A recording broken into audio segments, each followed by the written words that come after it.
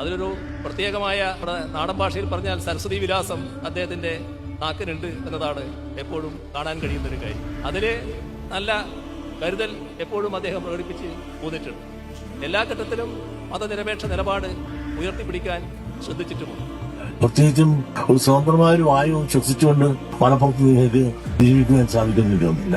സ്വതന്ത്രമായ ഒരു അഭിപ്രായം പറഞ്ഞു പോലും ജീവിക്കാൻ നിങ്ങൾക്ക് സാധിക്കില്ല. മലപ്പുറം ഒരു പ്രത്യേക രാജ്യമാണ്, പ്രത്യേക ചില ആളുകളുടെ സംസ്ഥാനമാണ്. പക്ഷേ ചില ഇരട്ടത്താപ്പുകൾ നമുക്ക് കാണാതിരിക്കാൻ പറ്റില്ല. ഈ ഏറ്റവും കൂടുതൽ കേരളത്തിൽ ഇപ്പോൾ പരസ്യമായി വർഗീയത പറയുന്ന ആരാണ്?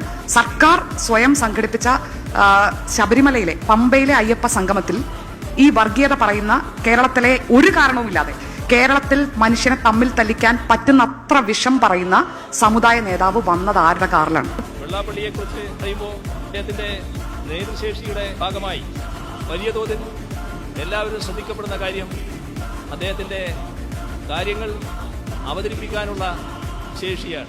കോട്ടയം ജില്ല അല്ലേ, ജനപ്രതിനിധികൾ നോക്കിയാൽ ഒരു ഈഴവും കാണും അല്ലേ, ബാക്കി ആരാണ്? ഇവിടെ എല്ലാം കുരിശിന്റെ വഴിയിലാണ്.